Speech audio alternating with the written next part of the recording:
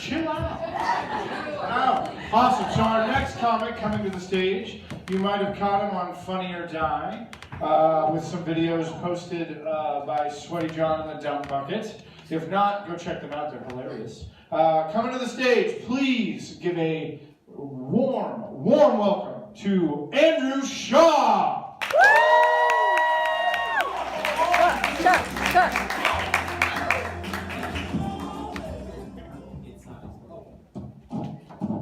How you guys doing?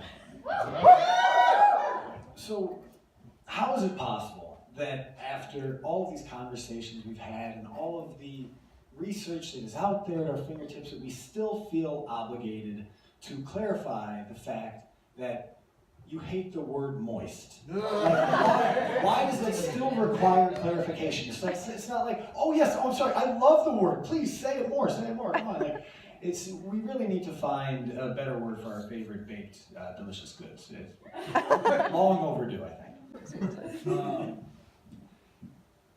There's a thing that I've been mulling over that I'm not entirely sure how to articulate, but basically it boils down to the fact that I feel like hotel rooms are the prostitutes of the real estate world.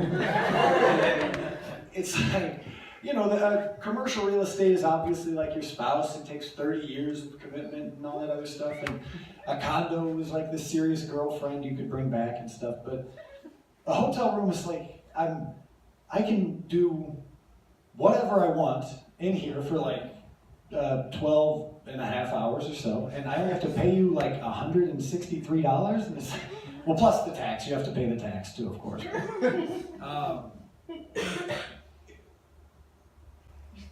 Donald Trump. I was debating whether or not I wanted to talk about him, but he's basically tearing apart the fabric of our society, and so I figured, what the hell, like, he deserves something. Has there ever been a person with more power who has a more tenuous grasp on his native language in the history of the world? Like, it's the most embarrassing thing I've ever seen. This guy knows basically like 35 words. And they're words that we use all of the time without thinking about them. But the problem is that we hear what he says so often that I come at least to associate all of these words with him.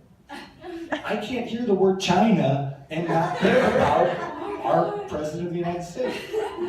And the thing, like, if you didn't like President Obama, at worst, there were two words that would drive you up the wall: hope and change. If those were, you know, like, then you could get around a conversation without hearing hope and change. But every, like, bigly, weak, sad, loser, you know, these are things we say every day to each other, and they're all associated with him. But the one that's driving me up the wall is believe me. He says believe me all the time, and he's so full of shit.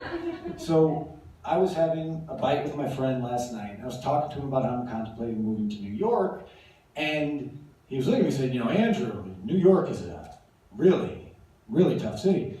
And I said, believe me, I know that New York is a really tough city. And I was like, I'm just as full of shit as Trump is. It's really, you know, it's tough to deal with. But these are interesting times we're living in. I mean, Instagram has sort of changed how we all exist. I mean, we essentially are running into each other physically, like, because we're all staring down at our phones, swiping. And we, you know, it's funny, we take advice almost from complete strangers on Instagram. Like, could you imagine if a stranger walked up to you and said, are you living your most authentic life right now? Like, get the fuck out of here, you are crazy. This is breaking so much space. It's ridiculous. But that's all the time I have, I think. Thank you so much.